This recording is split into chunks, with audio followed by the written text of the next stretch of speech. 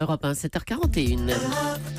Thomas Soto. C'est la politique avec Antonin André. Bonjour Antonin. Bonjour Thomas. Alors on en parlait il y a quelques jours, l'événement d'actualité qui vient impacter les derniers jours de la présidentielle. Eh bien on y est avec cet attentat survenu hier soir, alors que les candidats étaient tous sur le plateau de France 2, rattrapés d'ailleurs par l'actualité en direct. Ouais, on est dans le scénario redouté par tous, un attentat à la veille de la présidentielle. Précisément à 3 jours du vote, sur l'avenue la plus emblématique de notre pays, les Champs-Élysées. La fusillade qui réveille la peur. Le but des terroristes est atteint, imposer la peur pour perturber le choix des électeurs, pour l'influencer. La conséquence, on l'a vu, le débat de France 2 est totalement recentré sur ce seul sujet.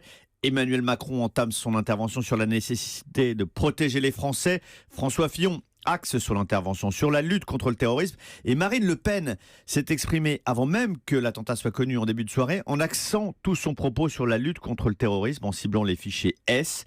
Et évidemment, elle y revient en conclusion de l'émission, en évoquant la faillite du pouvoir sans aucune nuance. Tout n'a pas été fait pour protéger nos concitoyens, affirme-t-elle, ce qui est une accusation gravissime, faite pour frapper les esprits, une forme d'instrumentalisation de la peur. Alors la campagne se retrouve marquée par cette actualité. Ça se traduit dans les faits. François Fillon annule un déplacement, il suspend sa campagne. Marine Le Pen et Emmanuel Macron, eux, ont annulé chacun un déplacement aussi aujourd'hui. Voilà, c'est un choix qui se comprend au moment où l'opinion publique est sous le coup de l'émotion. On la voit mal défiler dans un meeting.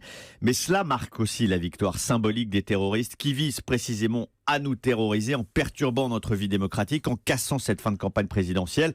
Les candidats François Fillon, Emmanuel Macron, Marine Le Pen vont bien s'exprimer aujourd'hui, mais sur la lutte contre le terrorisme. La sécurité première des libertés revient comme la priorité.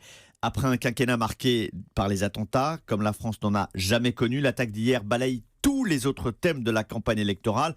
Relance de l'emploi, Europe, pouvoir d'achat, tout cela paraît secondaire. La lutte contre le terrorisme est le sujet numéro 1. Bon, alors le climat n'est pas serein, c'est une évidence. Est-ce qu'un report est possible ? L'article 7 de la Constitution ne prévoit le report de l'élection que dans le cas de l'empêchement ou le décès d'un des candidats. Et c'est le Conseil constitutionnel qui prononce ce report. Formellement, un acte terroriste n'est pas un motif de report de l'élection. Alors la seule hypothèse qui pourrait être envisagée, c'est si l'accord entre candidats deviendrait de reporter l'élection. Si les candidats se mettaient d'accord. Mais là encore, il faut personne de toute ne l'a façon, demandé. voilà, personne ne l'a demandé. Il faudrait la validation du Conseil constitutionnel. Merci Antonin.